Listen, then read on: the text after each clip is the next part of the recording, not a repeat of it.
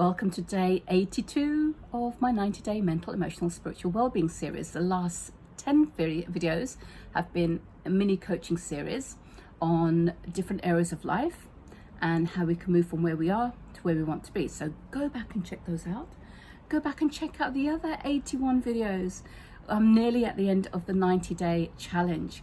And what I want to talk today is about obstacles, because there are always things that can come up which stop us in our track when we want to move forward with things.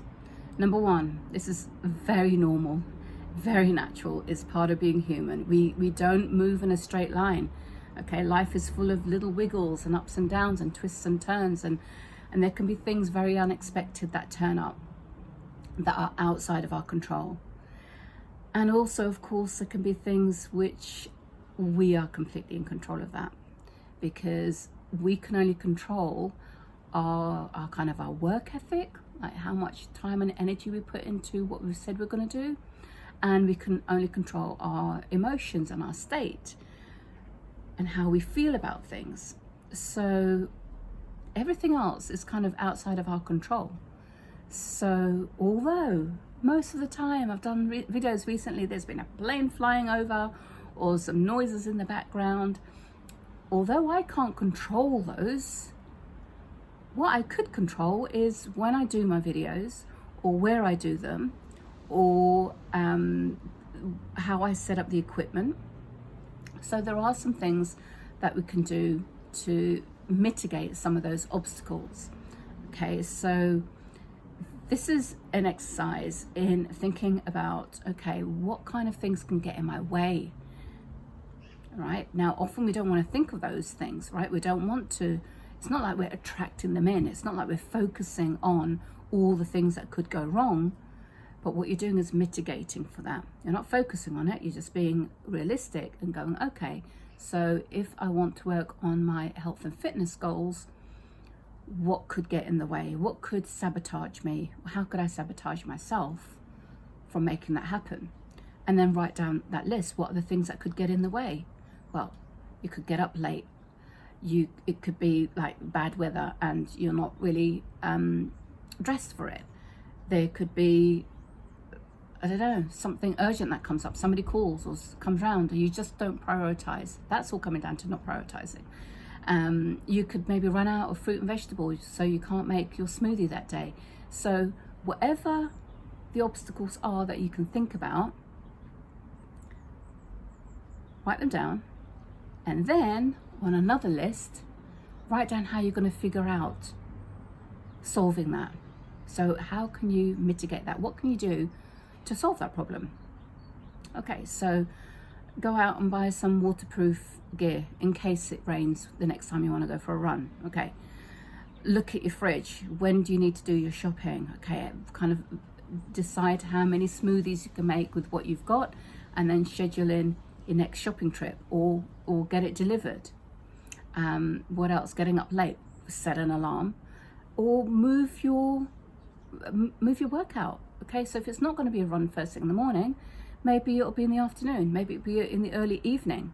Okay, give yourself those different chances, different opportunities, so if one thing does happen, it's not completely not done. Okay, you are carving out the time to do it. Maybe you've got to just move something else out of the way that isn't as important, because this is the goal that you're focusing on.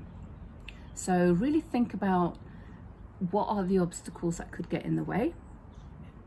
The people that are in your life that, don't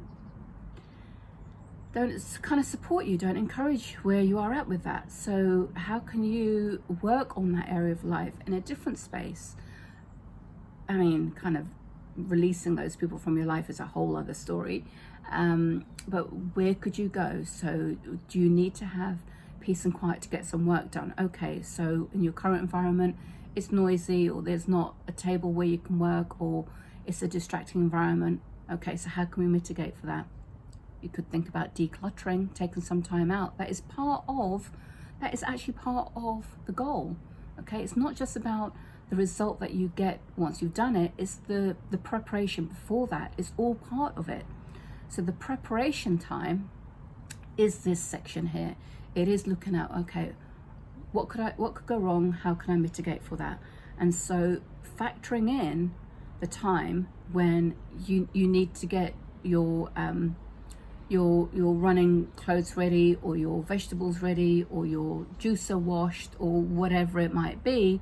Okay, that is all part of the design, because that's what you're doing. You're designing the outcome. So you're looking to see what could get in the way, what could hold you back, who could hold you back. Is it certain times of the day? Maybe you're working and you've only got 3 or 4 hours in the evening after you've worked. Do you have to shorten the time you're going to do it? Instead of a 30-minute run, could you just do a 15-minute run, but you're still getting it done? So really looking at what you want to do, what's important to you, why it's important, who it's impacting, how you're going to feel, okay, where you're scoring on a 0 to 10 right now and where you'd want it to be. So all of these things we've discussed in previous videos, go back and look at them. And now just think about, what are all the excuses? What are all the things that could get in the way? What are the things, what are the obstacles that could come up? Is it money issue? Oftentimes that's a big one. Is it, so look at the time frame as well. So maybe you need to extend that time frame. Maybe you thought that you could get it done in the next 30 days, but actually maybe you need 90 days. Okay, so be kind to yourself, okay? These things happen, life happens, but you are thinking, really, really strategically thinking. This is all part of the design. It's that planning stage. If you think about any project management or any creation, say for example, you want to have an extension to your house.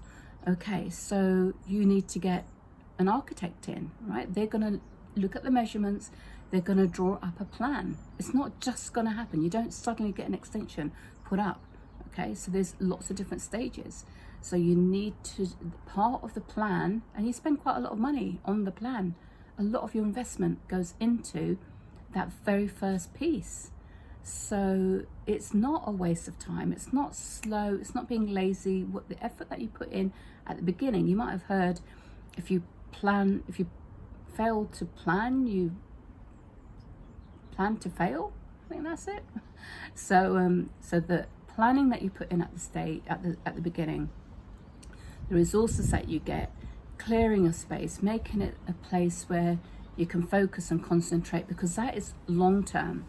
So if we just take clearing a space, for example, you might have a spare room and it's kind of cluttered. There's a lot of things there which you don't need. You might have a lot of paperwork which is years old and really doesn't need to be stored anymore.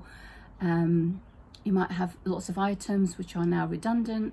So taking the time, a day, 2 days, a week, to clear that space, to do that work, that is critical work, because once you've got it in a space that you love and that you want, that work has been done. You don't have to do it again. Okay, just maintaining it, that's all. So then it gives you that space to then continue working on the rest of that plan.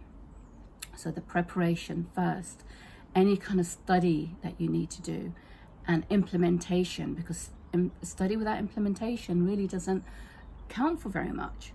So don't be afraid when you've studied something to really, for you to digest it, but for you to show what you've learned. So write down some notes around it.